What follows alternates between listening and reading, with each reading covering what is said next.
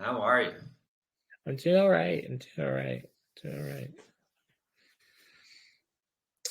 So were you having trouble? I was. I tried a variety of different ways, but clearly I'm that's not the most technologically savvy. So here we are now. So tell me a little about yourself. Well, I'm originally from the great state of New Hampshire, and I grew up in the woods, and then I started traveling, got to see all the United States early on, then I traveled all over the world, and then I studied basically like team development and community building, and then built a couple of companies. Now I'm on my third company, and it's called Dad's Organization. And the goal is to get as many fathers together in a confidential setting so that they can talk and mastermind and think about things that they don't normally have time to be thinking about because it's so difficult being a guy out there on the mean streets of fatherhood. Now, how did you come across my page? Well, I have one of my coworkers. His name is Herschel. And I said, "Listen, Herschel, I think it's important that we find as many podcasts that we can get on in the next 3 to 6 months and really let as many people know that we care about fathers, that there's a voice for fathers, and that if they don't think they have anybody to go to, or if they think that nobody cares or doesn't want to listen, that's what we're here for. We're a pretty strong group of dads, and we come from all walks of life. But at the end of the day, we're there to support one another." And so I said, "Herschel, get me out there. Let's bring this to the world." And so here we are. Hello, sir. Good to meet you. Oh, nice to meet you too, Brian. So, so tell me, like, so you're a father. So, what kind of are you a single father, or are you just? Yeah, so I'm a single father of two, and I realized there wasn't a lot of support out there for dads. There's lots of mommy and me play groups and stroller groups, but I was seeing a lot of dads at the playgrounds in the middle of the day. And I'm a pretty affable, outgoing human, so I started talking to them all, and really there's a lot of societal shift. There's a lot of different family dynamics occurring now, and I'm a problem solver and an entrepreneur, and I just figured now would be a good time to apply my last 2 or 3 decades of business and humanitarian work to help really me as a dad, and along the way helping millions of other dads. That's the goal. Where do you see yourself that not a lot of people don't know, like, what you do? Like, is there other dads out there that have the same kind of issues you have, the same issues? Well, I think almost dads across the board, married, unmarried, have universal issues like changing diapers, or universal issues like meltdowns. Yeah. And regardless of who you are, your walk of life, your family support, more and more of us are coming from divorced families. More and more of us are creating divorced families, and the social structures are a little different. The norms are a little different. And I think society leaves some spots for optimization and improvement. And I think being a father is one of them, because it's hard out there on the grind. I mean, I presume you're a father, correct? No, I'm an uncle. Oh, there you go. So that's the thing, is my uncles were more critical to me in a weird way than even my father, which is like, where are all the uncles right now? That's what's really crazy, because that's what I say to a lot of people now. My friends aren't kind of like showing up for my kids the way that I thought maybe they would, because maybe they didn't have the kinds of uncles I had. But most of us now live a little farther away than our general genetic family. A lot of people move. We're a more, active kind of society. And so a lot of us don't have our aunts and uncles nearby. But I was blessed to have like 10 of them. So I got the bonus. Yeah. I mostly had uncles when I was younger, but mostly it's just like everybody's on the other side in the East Coast, and I'm all out here. Yeah, but my dad's my dad's brother is in Tulsa, so I mean that's the only uncle I have out here. My Uh, nearest relative is 3,000 miles away. And it's been that way for 18 years. But I go home to New Hampshire 2 weeks in the summer, 2 weeks in the winter. We still uphold all the family traditions. We see all the aunts and uncles at Christmas at the farm up on the hill. And we're holding strong. My kids have that. And hopefully, when we're all gray and old, they'll still be doing it. That's the plan. That's strong family. yeah, it is. It is. I mean, it's good to have family around to Yes, sir. be Well, that's the close thing to, is a and lot of us don't, stuff. and that's why I created Dad's organization because now we're a group of dads that meet on a monthly basis, and from that we are able to kind of update on our work life and our personal life and how we're dealing with the kids, and it helps to have 3 or 4 dads with some older kids, 3 or 4 dads with some younger kids, and it doesn't matter your socioeconomic status, like doesn't matter what work you do, like meltdowns and empowering kids are universal. And I've been a long educator Do for a lot. you deal with a lot of that kind of stuff too Well, that's the when your whole kids were point. younger? That's the whole point of Dad's organization is half the new dads out there are like under 25. And there's a lot of dads that have kind of half grown kids at 40. So there's this gap of learning and teaching and coaching, I think, for a lot of dads. You know, I was fortunate that I had a few older dads around me as I was raising my kids, and they took the place of my uncles. But I think having Dad's organization be kind of a place where you know you can find men you can trust regardless of your walk or life, that walks of life, then it just creates a safer environment for guys to actually share their feelings and emotions in a productive way. Yeah, Somebody's got to do it, man. understand Kids out that. there need the help. Yeah, yeah, totally. There's a I lot of feel like there's, I feel like there's a lot of bad things people say about dads, and it's like I'm getting sick of it. And there has to be something good out of them. Well, that's the problem. Is I think the way that there's been programming as of late, it's like we're supposed to men are supposed to be oafish and boorish or just not worth anything. But the reality is we're the ones putting down the roads and building the buildings and fighting the fires and carrying the load and trying our best. And fortunately, uncles are protected class. Nobody ever really gives uncles a hard time. So like, No, it's now or never for the uncles. The dads are in the trenches. Yeah. So it's the uncles that Yeah. have the kid's ear, because nowadays no one listens to the parents. Yeah. Well, I guess nobody. I mean, my nephews or nieces. I mean, they're tiny, so they're still in their little ages. But I normally just see them once in a while. But I just still keep in contact with them because they're very close. We're like 3 miles away from each other, so Nice. Well, wait until they're there's like that. 12 or 14 or wanting to borrow cars, because that happens, Yeah. Like at some point they're going to be wheeling you around in a wheelchair if you're lucky. Well, well, I'm already in the wheelchair. There you go. So my legs don't work. That's the problem. Well, like I But said, I mean, that's what's good about a niece and nephew. Maybe they can help you out some.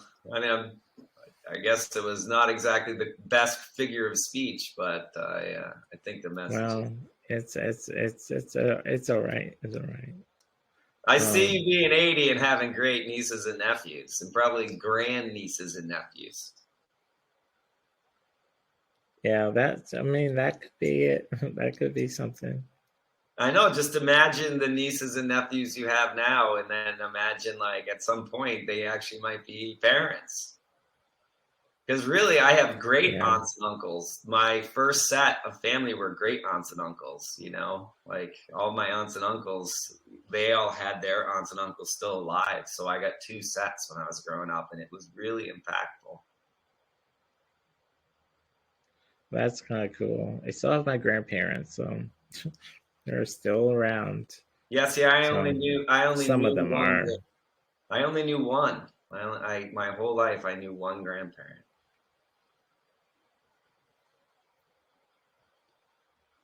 Well, that's that's sad. That's sad. I know. Well, that's the problem with being the youngest Uh, of five kids. My brothers and sisters all got, a much grander vision of my family where I had chance memories of some of the eldest ones, but I was very fortunate that I still had vivid memories of my great aunts and uncles. But most of them all passed away before I was graduated high school. So in a weird way, I got to go to the funeral like every 2 years. So I learned an interesting thing from my aunts and uncles and family about how grief works, and it was healthy and productive because most of the relatives were very old and lived tremendous lives, and it seemed okay. So it felt okay going to those funerals as a kid. yeah, most of the people I've interviewed in the past, they're single dads with kids. Some of them are gay parents, but they're all different. I mean, there's uncles, grandpas. I mean, it goes all the way up to whoever wants to chat that want to share their story.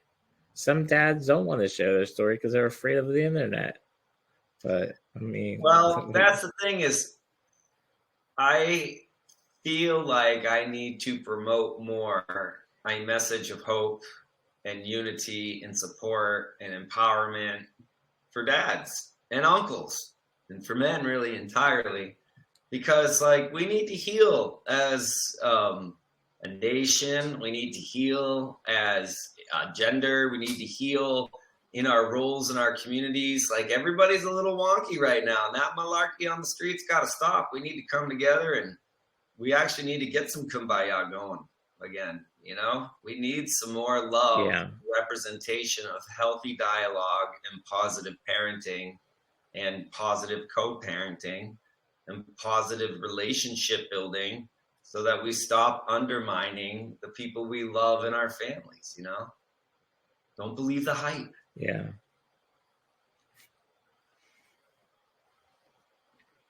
Do you have any like tips on parenting that you want to share?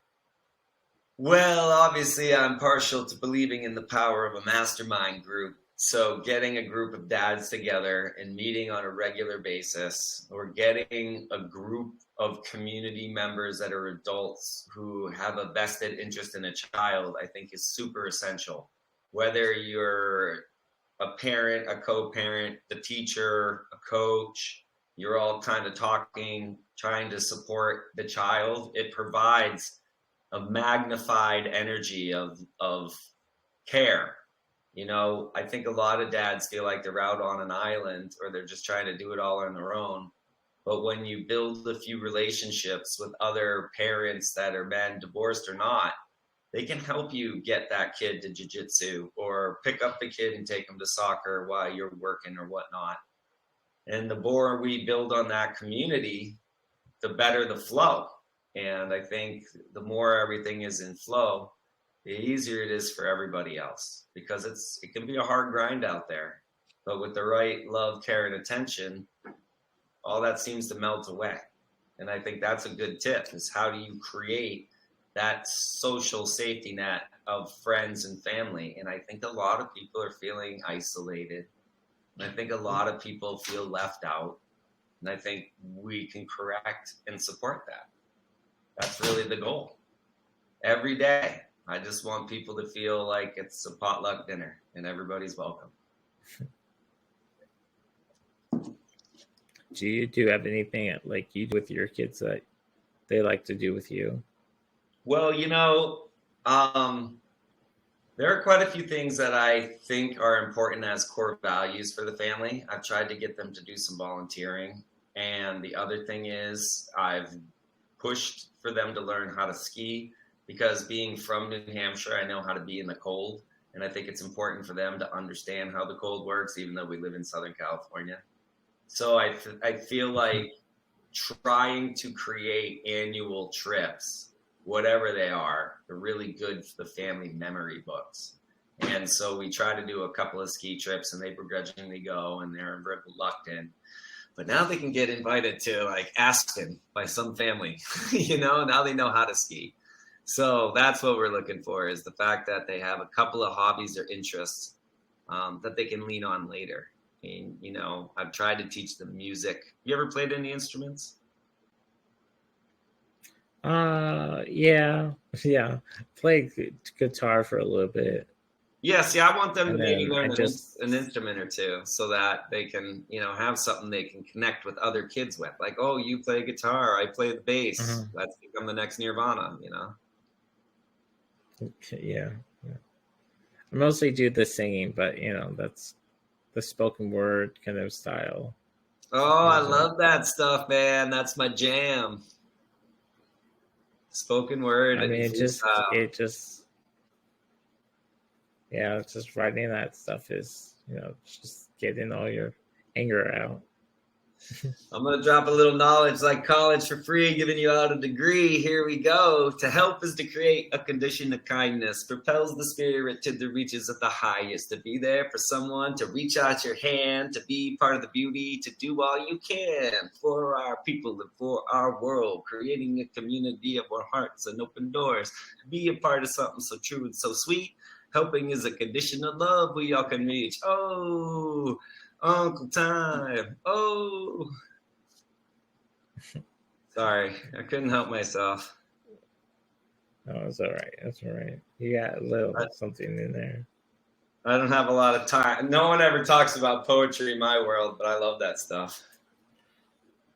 Well, I mean, I just write a lot of songs that just come to me that are more important. And then some songs are about friends that are dealing with something. So I write something about that. Or I just write about just fun little things. I mean, I have a full-length album on Spotify and on all that fun stuff. Nice. That's serious. That means you're don't do it a lot. I don't do it for don't do like live shows or anything, but I just do it for fun, something to do. Man, that's fantastic. That means you've got a catalog of music, you're promoting it out into the world, you're expressing yourself. That's so beautiful and amazing. Good job. Yeah, I mean, thanks. I started recording I took little spots. I've done stuff here in Kansas City, and then I kind of when I was in college, I kind of met some friends, and they had a recording studio kind of thing in their house, and then we just started recording music. There it is. It could be discovered 100 years from now, and there could even be a resurgence of your sound, Yeah, that would be fun.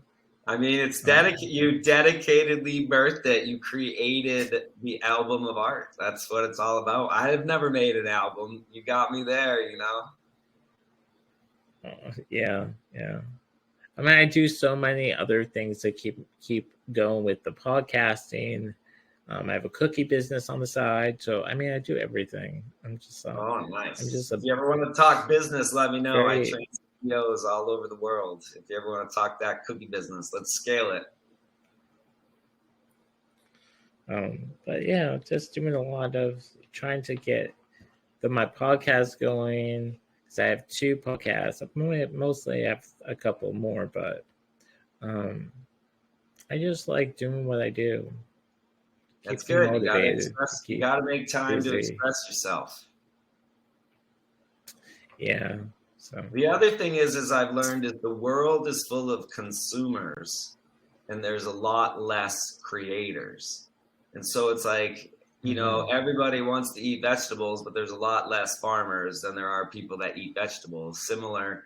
everybody wants to consume content. So at some point, by creating it, you are in fact creating an opportunity for people to consume the content that you're making. And if you've got good values and a good vibe, then you know the content you're creating is helping to feed people into growing into their best versions of themselves. Yeah. It's really good stuff. It's good to hear. Yeah.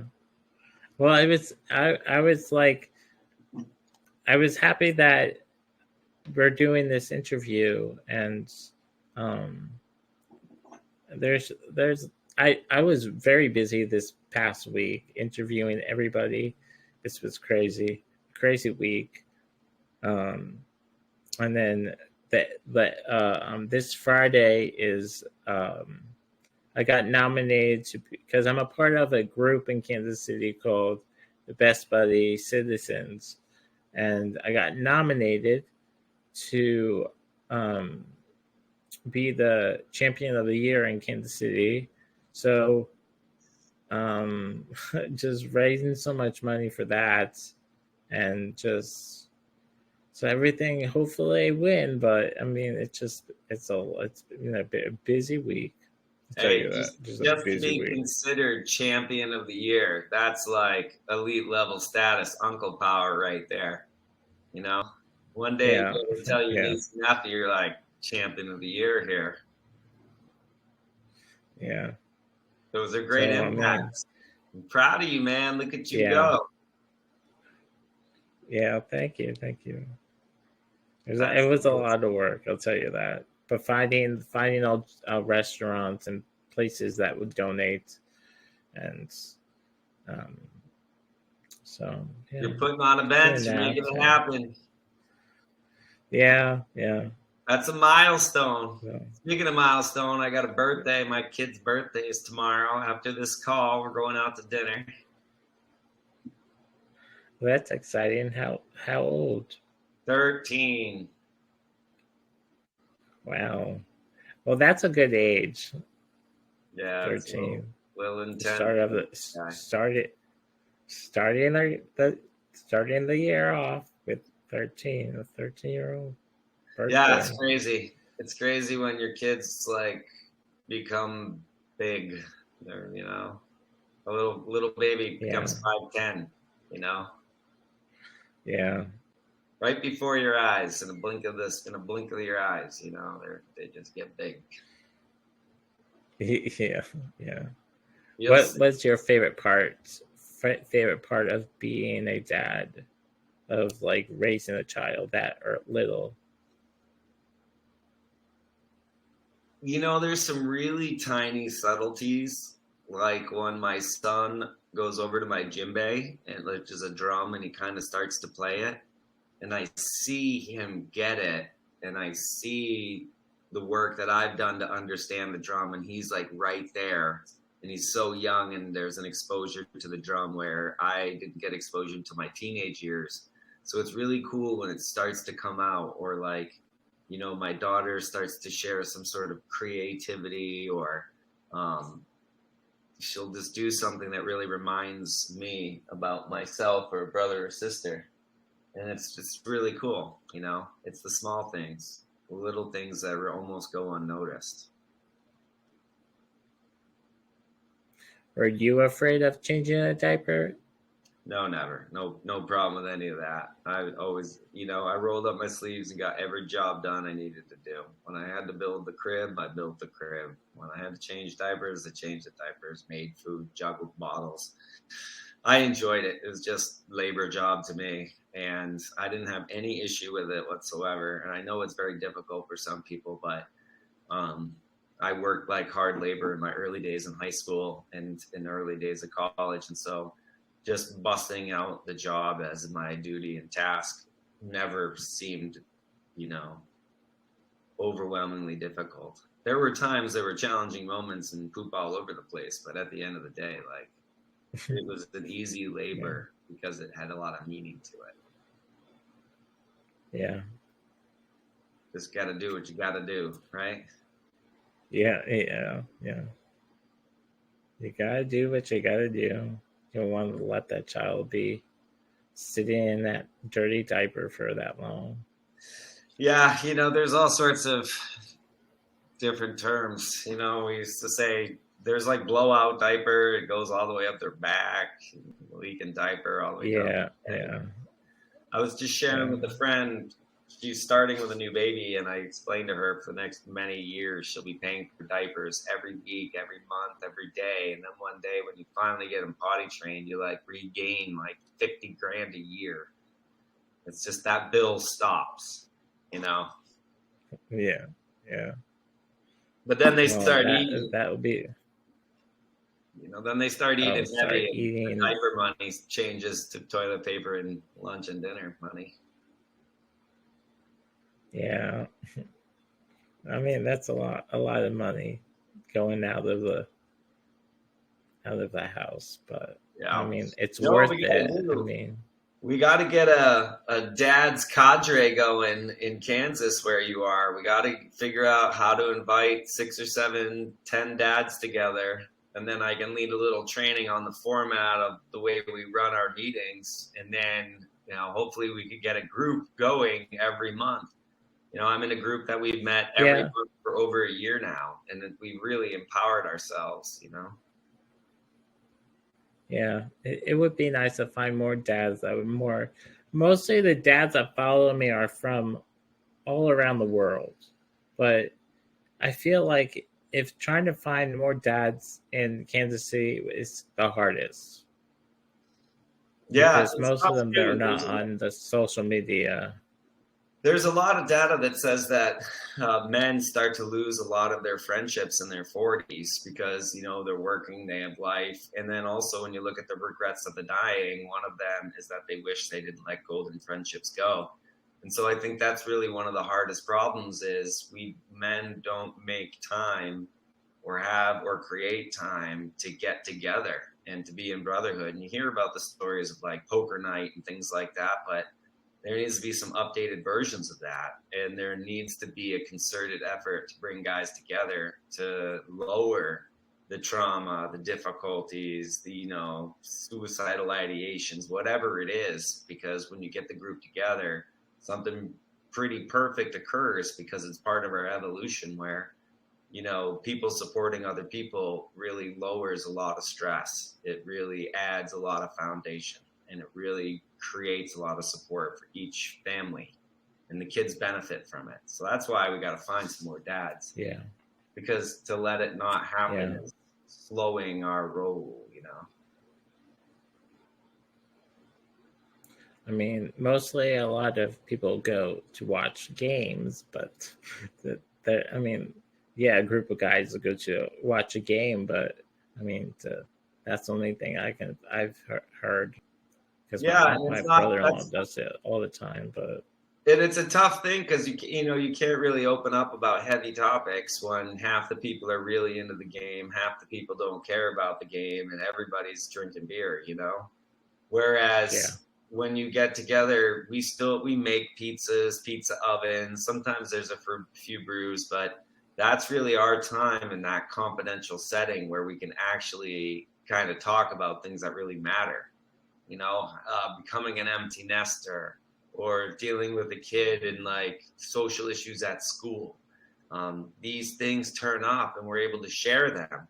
And we learn a lot about our own fathers and the way we run these meetings. And we have an icebreaker generally that relates to how we were raised or father figures or uncle figures in our life. And you get to learn from all those other people's father figures and uncles and whatnot.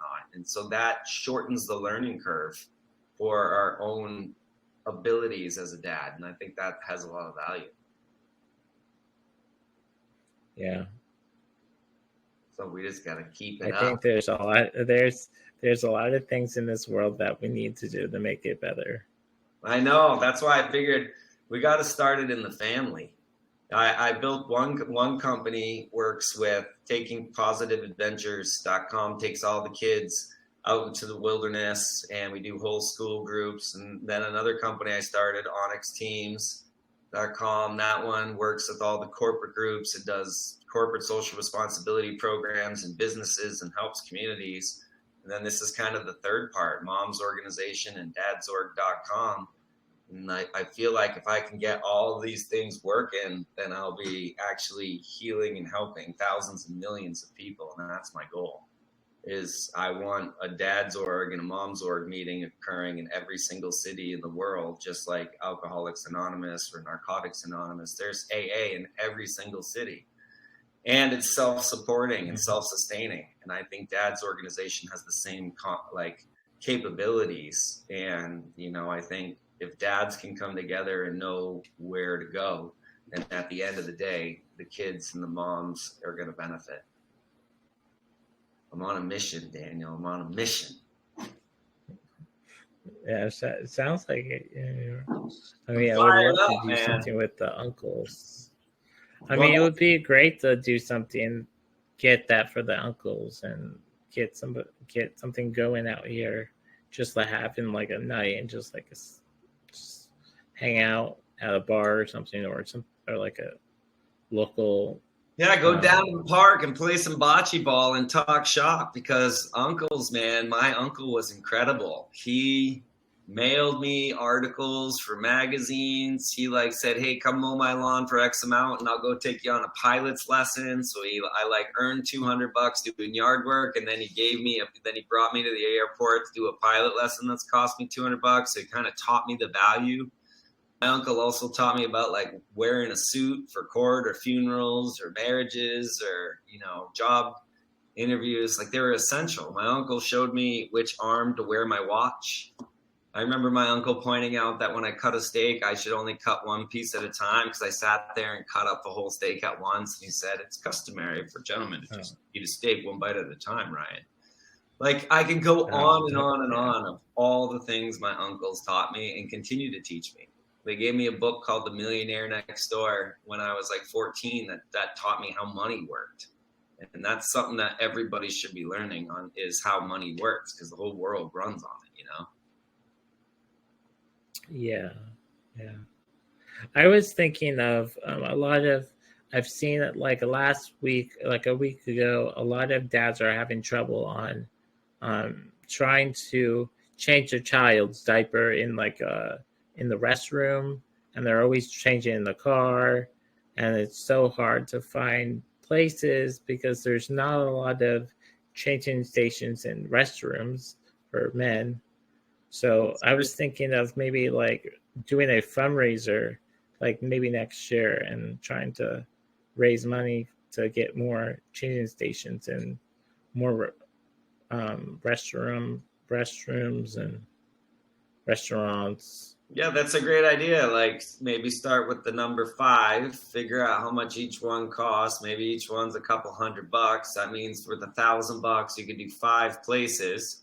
And then you got to calculate what are the more high traffic, popular places to ensure that there's the greatest use of that $1,000. And then by putting it in and then maybe doing a few testimonials when dad comes out from changing a diaper, that can help foster other sponsors to build more of those. What we had was in the bag, we had a little fold out kind of, tarp deal. I'm going to throw the kid. I'd put that thing anywhere. I could change a baby's diaper underneath the truck that was lifted on jacks, whatever, no big deal. Throw that little tarp down. Yeah. That was proficient. Yeah, I mean, they still have that was another idea I was thinking of, just maybe selling them on Uncles and Fatherhood, just the mats. They can just throw it in their trunk, and then they just keep it in there. You got to brand it, and then every mat they buy, 10 or 20% goes to the donation to put in more changing stations. Yeah. So then it's self-supporting. Your people buy the mats, money buys more changing stations. The changing station maybe even has your little brand on it. More people change on front of your brand. It creates more changing stations. And away you go. Bob's your own. Yeah, that's a great idea, So, Well, that's why I'm a business consultant. It helps. I'll talk shop any day. all right, I'll keep you updated on that. Yeah, I like it. You got to have your side hustles. You got to have every hustle. You got to have your hustles on top of hustles. Yeah, just finding the right person who would like to make the changes bad. I mean, I guess I could do it, but You got to find the just right have to look spot. You'll for it. find the right people at the right time or the right manufacturer. There's probably like a single drop shipping kind of company that already can put logos on certain things. You can offer 5 of those things. Whenever they buy it, they kick you a percentage. And you could do it that way too and not ever have to have inventory. For Yeah, example, you can go to a company and make a handbag that has your logo on it and it's $20 or something, and when someone buys it you get a check for $12 because it was $8 to buy, make, sell, and ship, and so you never actually need inventory. They buy it on the spot and then it gets made. yeah. Oh, But it like might be just fun to do a run. like a regular website that can make a design and just put your logo on it. Yeah, you can attach that directly to your website or all your podcast stuff. Click here, and when you click there, it goes to like a site that looks like it's your site with all of your logos all over it. Yeah. You got a mug awesome in there, diaper bag, keep it going. Yeah. I think that's a good idea to keep it. I know my none of my nieces and nephews are still in diapers anymore, but they're in pull-ups. But that's about it. Still diapers. Still doing that. Still doing it. They're never out of diapers until they're done buying those things. That's just how it works. Well, Mr. Owens, It's been a real great time. Unfortunately, I have to close. I have a birthday person to go take care of. Okay, well, it was good chatting with you. Thank you so much for taking the time out of your day to do this with me. Yeah, check out dadsorg.com. See what it's all about. See if your friends might like it. All right. Thank you so much for doing this with me. Yes, sir. You take care. My pleasure. See ya.